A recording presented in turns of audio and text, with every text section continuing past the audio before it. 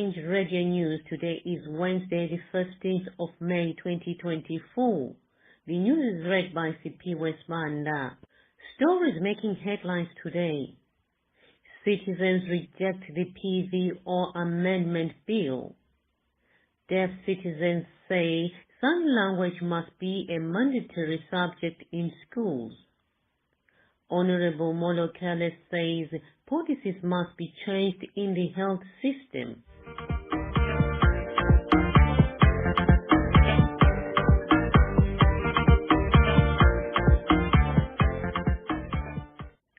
And now for the stories in detail. The private voluntary organization PVO Amendment Bill hearings are taking place across the country. The bill aims to suppress work done by NGOs and civic society organizations. So far, the majority of the citizens are rejecting the bill, saying it will impede much-needed aid from the NGOs and close civic spaces, while others say the bill goes against the constitutional right of freedom of association. Let's hear what some of the citizens have been saying. I reject some of the components that are within the PVO Amendment Bill for the following reasons.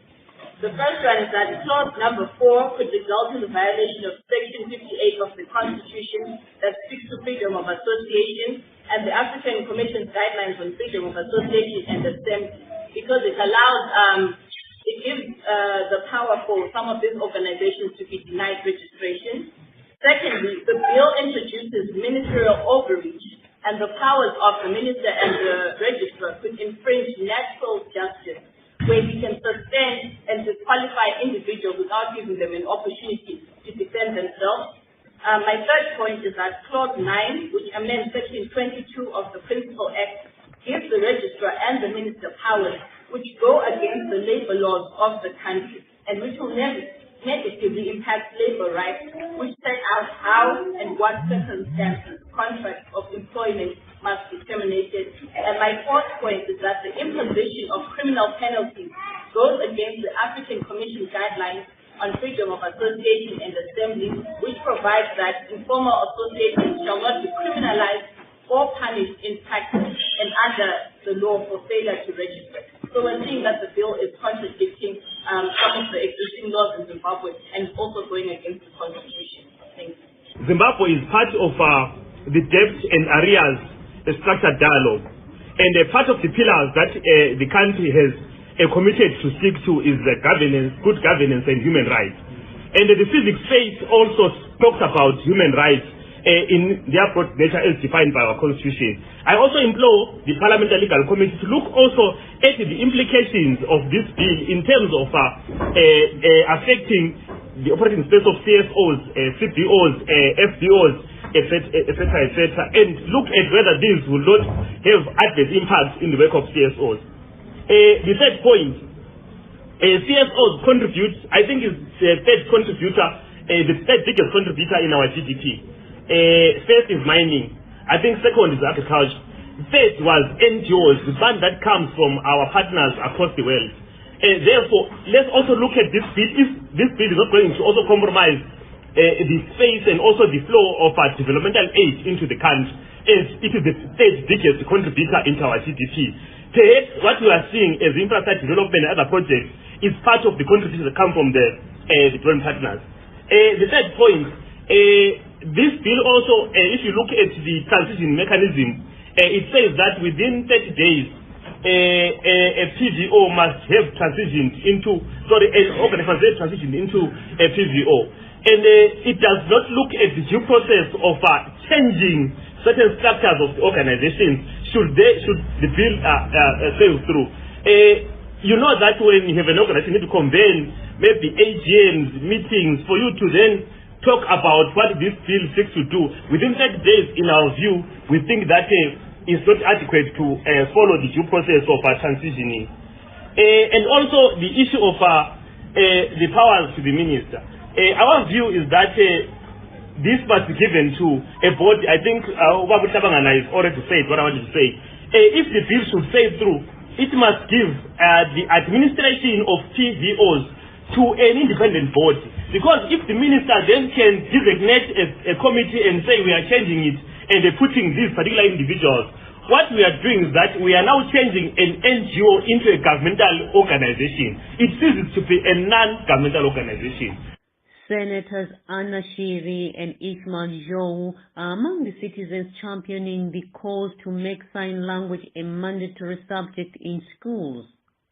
This initiative is being pushed to become law through ongoing public hearings on the Disabilities Bill. Other issues being discussed on the bill are accessibility for people living with disabilities, as well as the need for bridging the gap through greater inclusion of people with disabilities in workplaces and the political arena. Let's hear one of the deaf people speaking through a sign language reader. This issue is worrying us so much, especially in our language. We deaf people, we know sign language was said is a language also here in Zimbabwe, but we should also consider we learn it from ECD to university. For example, sign language started long back, but now few people know sign language. Example, if we go to the hospital, all nurses there, they don't know sign language. They will tell us, wait until we look for the interpreter. That is a big problem or a challenge to us on the sign language. Again, if you go to the bank, I don't know how to communicate with them. They'll say, wait for a while, I will look for the interpreter, but then that takes a lot of time. Sign language is an official language, and we want if this bill can consider so that all people must learn the sign language. Because sign language is everywhere in this country.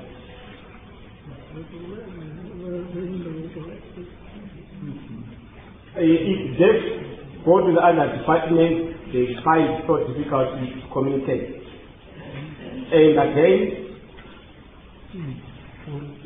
again, we want inclusive education, not to say deaf alone. We want inclusive education so that we will teach these other young children. Thank you. The public hearings on the bill started across the country on Tuesday and will end on the 17th of this month. We call upon all citizens to take part in the hearings that are happening in halls and centers across the country. Your input is vital. Yesterday, we reported on patients dying due to the lack of funds to pay for the use of dialysis machines at Mpilo Central Hospital in Bulawayo. Today, we can report the same situation in the country's biggest hospital, Parerinyatwa Group of Hospitals, where the Parliamentary Committee on Health and Child Care, chaired by Opposition Member of Parliament Honorable Daniel Molokele, found out there was equipment breaking down and patients dying because the hospital demands payment before treatment. Speaking after his assessment, Honorable Molokele said there must be changes in policy and putting patients first before profit. Let's hear him speaking. Because I was here last year in March and practically went through the same experience, same answers. I was not yet the chairperson, but the Honorable Chairperson had delegated the responsibility. So I came here leading the portfolio committee. So it's the second time in 2 years to come here. And what is important to emphasize is that nothing has changed.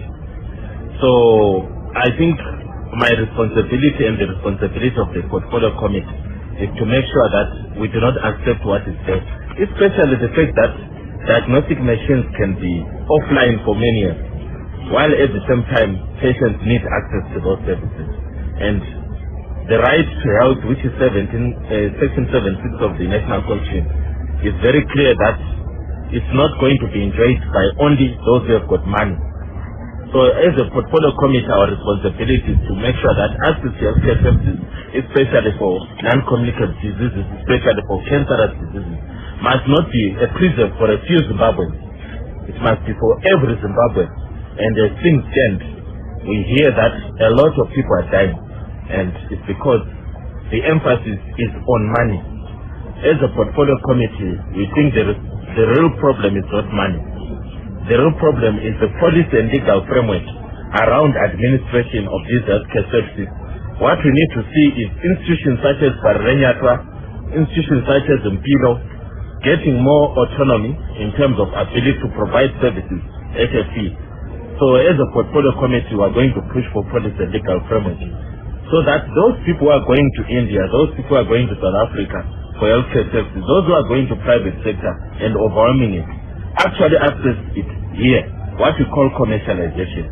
And then Parenyatwa will use the profit to fund the public front of it, so that more people can access these services. So I think the era of Parenyatwa waiting for someone to pay for the repairs or the maintenance of these machines has to come to an end. They must have that ability to pay for themselves. And that's the direction we're going to push for. The Independent Electoral Commission of South Africa has shut ZANU-PF out of observing the South African general elections to be held on the 29th of May 2024.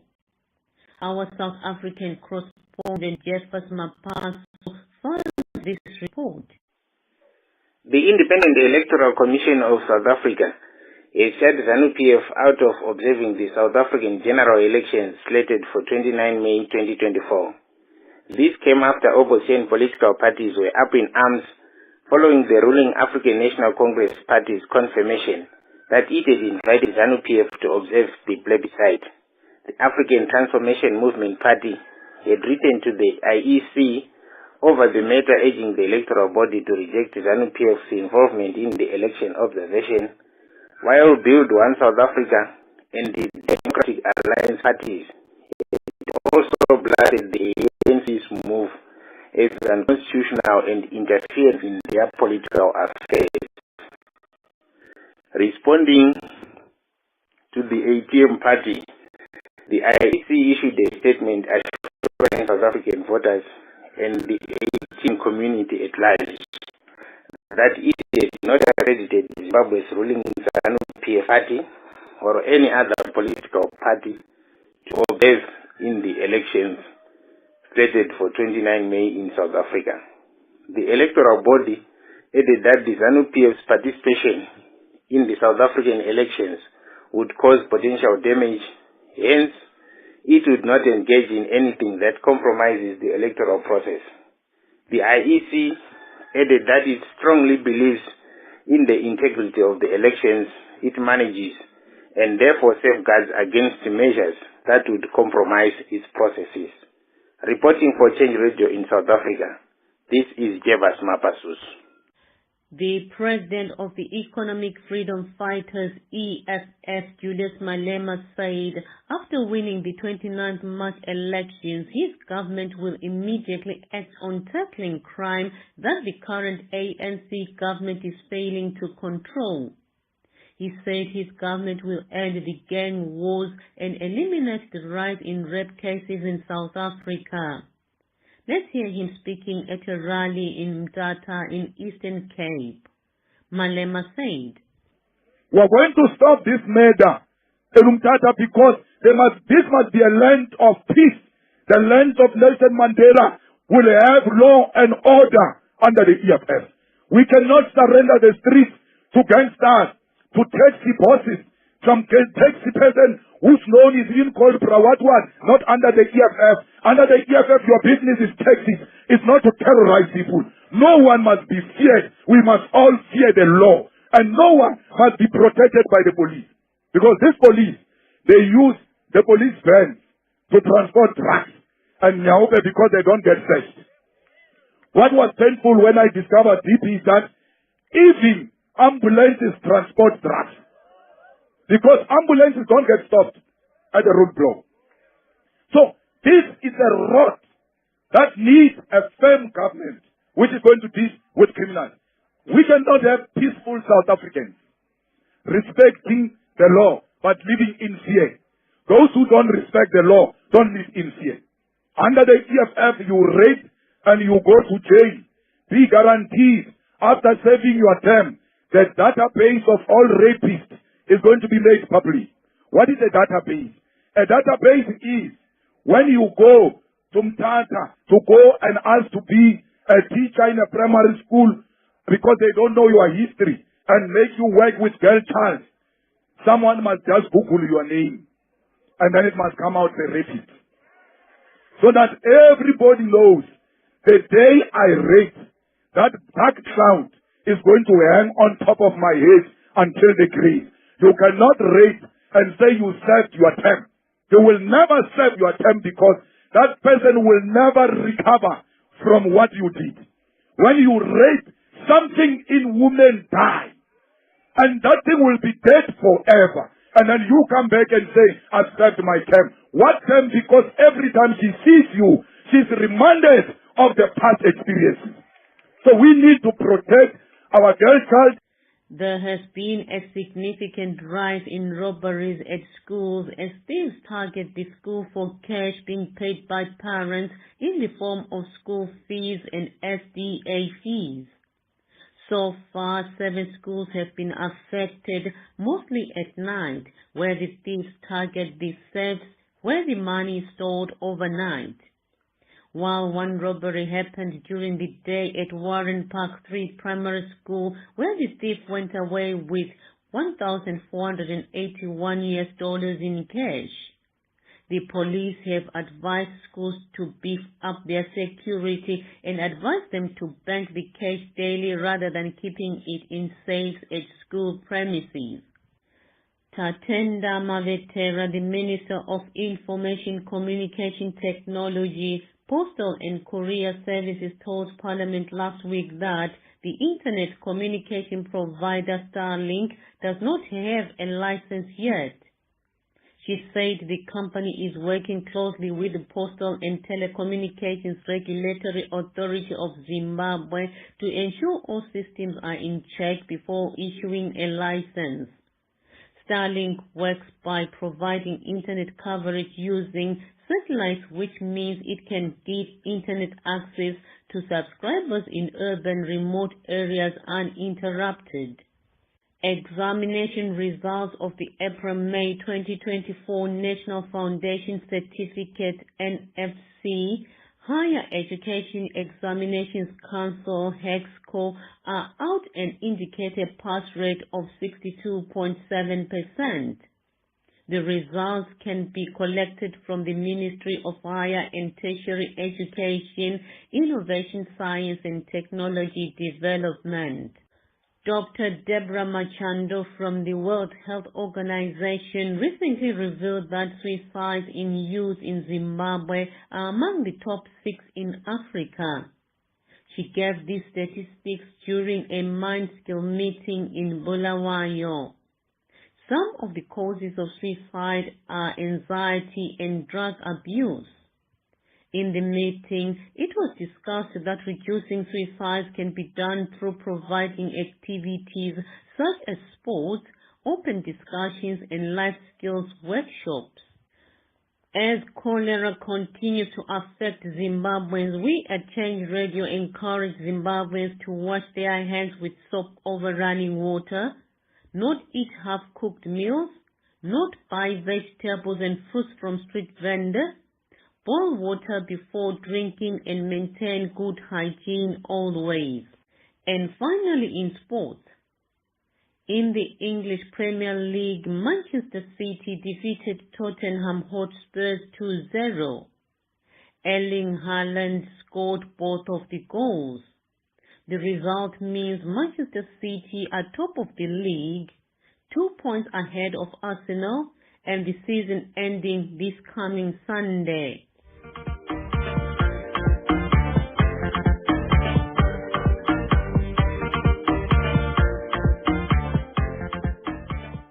And to conclude the bulletin, here are the headlines once more. Citizens reject the PVO Amendment Bill. Deaf citizens say sign language must be a mandatory subject in schools. Honorable Molokele says policies must be changed in the health system. From Nisi P. Westbanda and the crew behind the scenes here at Change Radio, have a pleasant day.